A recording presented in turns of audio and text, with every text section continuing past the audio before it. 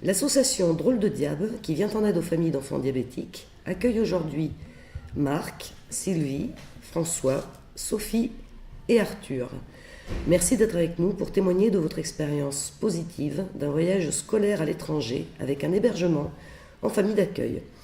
En effet, Arthur, ici présent, âgé de 12 ans, est diabétique insulinodépendant depuis un peu plus de 3 ans, sous pompe à insuline depuis 2 ans, présente de nombreuses hypoglycémies nocturnes. Dans le cadre de sa scolarité, il a souhaité participer au voyage en Angleterre qui était organisé pour les 5e dans son collège. Sachant qu'il n'y avait que 50 places et 90 enfants qui étaient préinscrits, cela a nécessité un choix de la part des professeurs pour les élèves pouvant participer. François, directeur du collège et professeur d'anglais d'Arthur, pouvez-vous nous dire si la pathologie d'Arthur a pesé dans votre décision et quelles ont été vos appréhensions ? Nous, on pense qu'amener un enfant diabétique, c'est possible. Il suffit d'en parler et de vaincre les peurs. Alors, les peurs de l'enfant, les peurs de la famille, les peurs des enseignants. Voilà ce qu'on peut dire dans un premier temps. D'accord, vous aviez des appréhensions particulières ? Ah oui, moi je ne connais absolument rien au diabète, mais avec le professeur qui nous accompagnait, Sylvie, avec la maman, Sophie, et avec le petit, on a décidé ensemble de mieux connaître et mieux savoir réagir dans telle ou telle situation. Sylvie, des appréhensions particulières ? Oui, des appréhensions, oui. Disons que quand François m'a demandé d'accompagner Arthur, de suite ça m'a projeté dans ma situation particulière, puisque je suis sœur d'un diabétique. Ça fait très longtemps qu'il est diabétique, comme Arthur. Et de suite, ça m'a rappelé mon rôle que j'ai joué de grande sœur dans l'accompagnement de l'enfant, de notre enfance et de notre adolescence. Donc en même temps, ça m'a énormément parlé. J'ai compris de quoi il s'agissait très rapidement. Et c'est peut-être pour ça qu'effectivement, au début, après ce passage d'enthousiasme en me disant oui, il faut qu'il y aille, j'ai vu ce que c'était, mon frère qui ne pouvait pas aller là où il le désirait. Après cet enthousiasme, j'ai eu beaucoup de questions et quand même d'appréhension. Et elles ont été assez vite résolues quand j'ai rencontré la maman d'Arthur. Alors justement, Sophie, maman d'Arthur.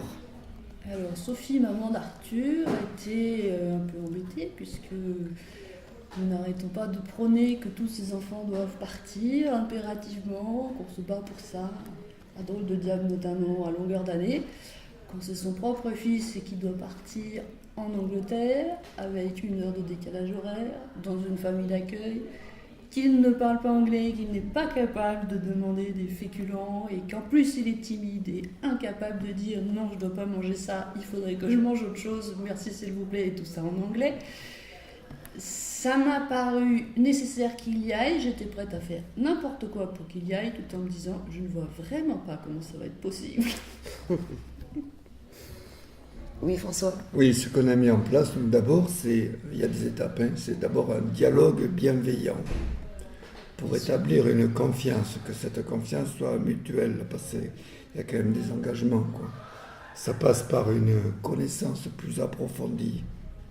Et puis tout le temps, comme disent les savants, une posture de prudence.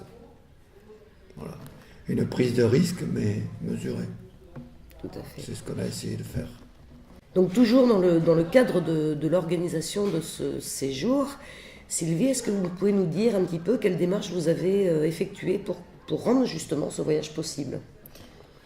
Eh bien, avec François, nous avons rencontré Sophie, donc la maman, plusieurs fois, parce que très vite, donc, j'ai été confrontée à certaines peurs, à certaines appréhensions, mais notre rôle éducatif nous poussait quand même, François et moi. Donc nous avons rencontré Sophie et là je me suis rendu compte assez vite qu'Arthur était très autonome et que mon rôle allait consister à l'accompagner dans son autonomie, notamment quand il y a un décalage horaire, qu'il y a un voyage, lui rappeler que c'était l'heure de manger, même si le reste du groupe parfois n'était pas prêt à manger, lui rappeler est-ce que tu as fait ton bolus, hein, des choses comme ça.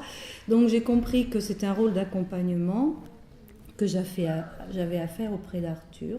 Et là, la maman, Sophie, a fait un travail colossal. Elle m'a tout écrit. Donc j'avais des petits papiers avec photos à l'appui, très pédagogue la maman, hein.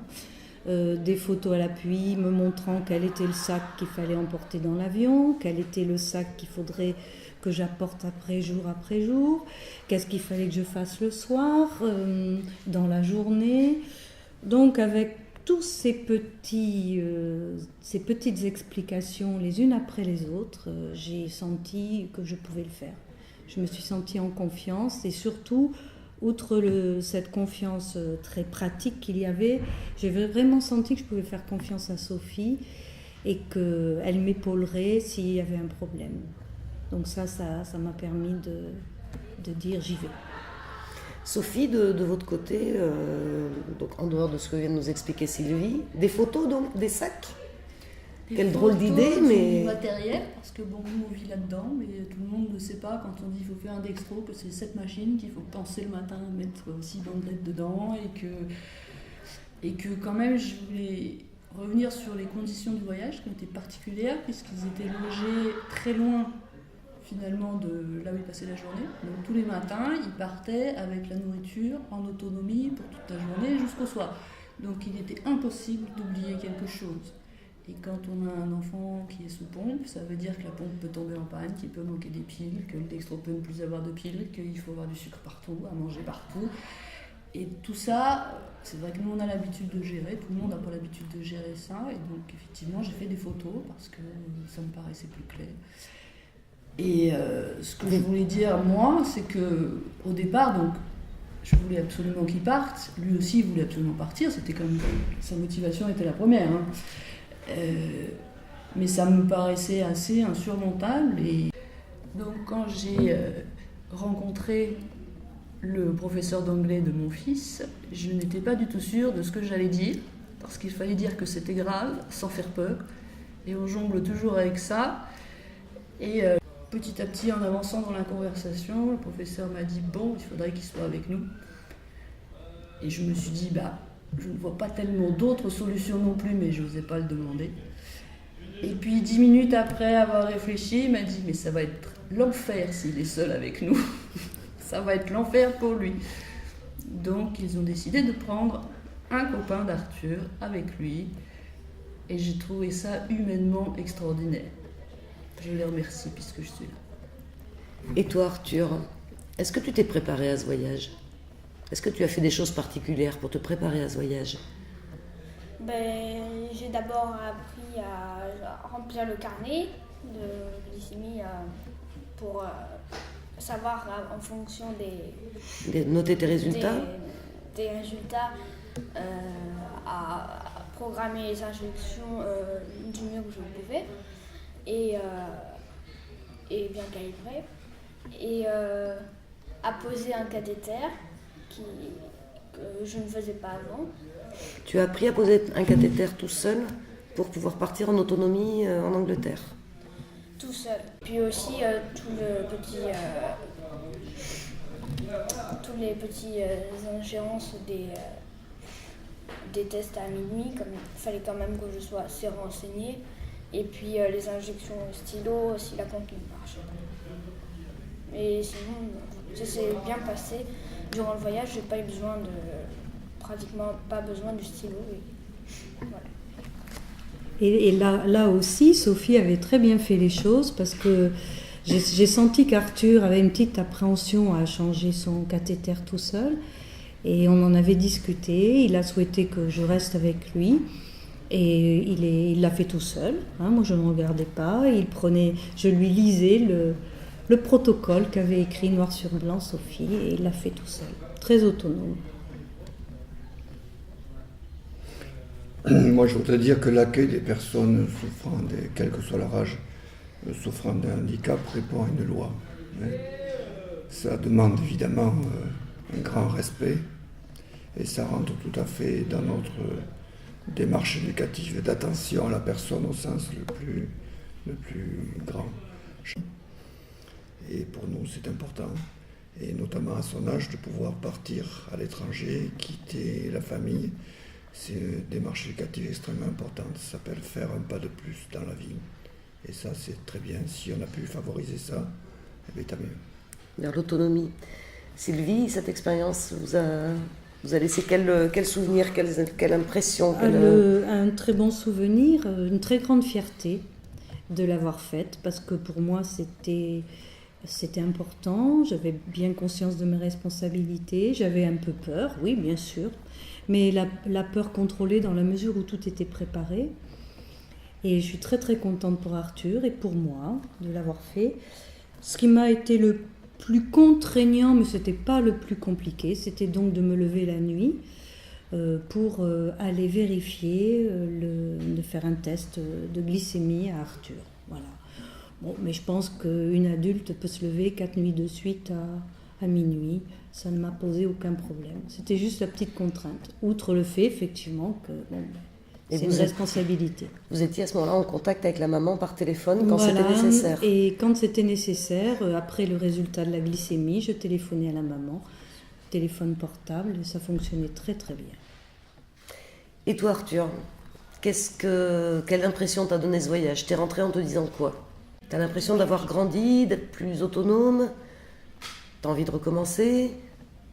J'ai envie de recommencer d'ailleurs.